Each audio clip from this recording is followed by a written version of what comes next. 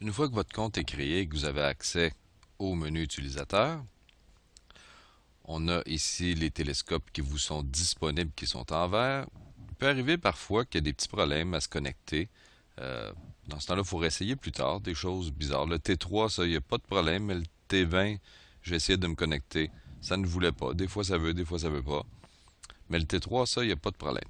Mais avant de faire ça, je vous rappelle qu'ici, on peut aller voir ce qu'on a fait et combien de points ils ont passé. Vous voyez qu'ici, j'en ai perdu 32 lors de cette séance, qui m'ont donné de très très bonnes photos de la M13, et le nombre de points qui me reste. Donc, c'est pas beaucoup, je vais devoir être efficace. Maintenant, on peut aller poser des questions, obtenir les liens pour obtenir nos images via FTP, acheter d'autres points ou canceller notre compte. Bon.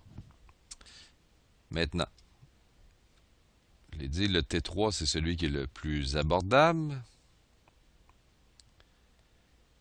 Et lorsqu'on clique dessus, automatiquement, on a réussi à se connecter. Les autres, ils nous demandent nom d'utilisateur et mot de passe. Et c'est là que ça peut peut-être bugger. Lui, il ne le demande pas. Dès la minute qu'on a un compte d'utilisateur, on peut accéder au T3. Alors, c'est une lunette de 150 mm de diamètre, à peu près 1000 mm de focale, une très belle lunette Takahashi. Et c'est ici que vous pourrez travailler, soit de sélectionner One Click Image, où là, il y a des suggestions de cibles que vous pouvez prendre, et automatiquement, il va aller pointer la cible que vous désirez. Par exemple, de prendre une photo de 10 minutes de M31. Mais là, si vous remarquez, ils sont tous à 10 minutes. Mais contrairement au DSLR, ça a l'air d'être très difficile de surexposer nos photos avec les caméras qu'ils utilisent. Donc, vous pouvez tout simplement essayer une de ces très belles cibles lorsqu'elles sont disponibles, parce que, comme tel, il nous fait une sélection de ce qui est disponible le soir qu'on décide de faire nos photos. Donc, la liste risque de changer. Bon, mais disons que nous autres, on a une idée en tête et qu'on veut prendre autre chose comme image. Alors, on choisit notre cible ici. Par exemple, si disons que je voudrais prendre M31. Je clique ici pour obtenir les coordonnées. Il nous dit si la Lune est visible, il nous dit sa position. Mais là, c'est sûr qu'on est durant le jour, le télescope n'est pas encore disponible. Très important de cocher ici, de sauvegarder vos images en format TIFF. L'autre format, qui est le format FITS, ça prend des logiciels un peu particuliers pour traiter ces formats, tandis que TIFF, la plupart des éditeurs d'images que vous pourriez avoir dans votre ordinateur seront capables de les afficher et de les travailler.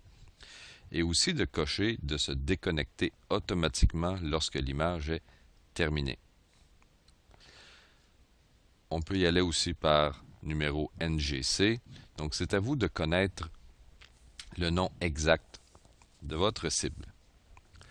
On peut aussi faire une série d'images où là, je déciderai, par exemple, de faire une image.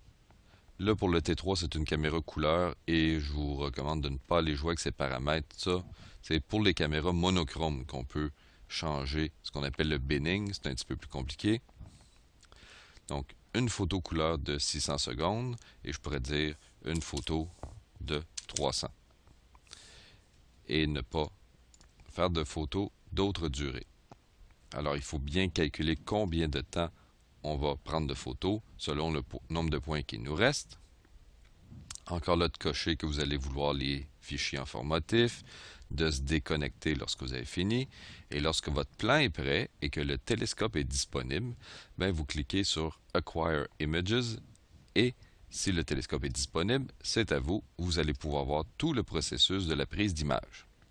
Ce que je pourrais vous montrer dans le prochain petit vidéo.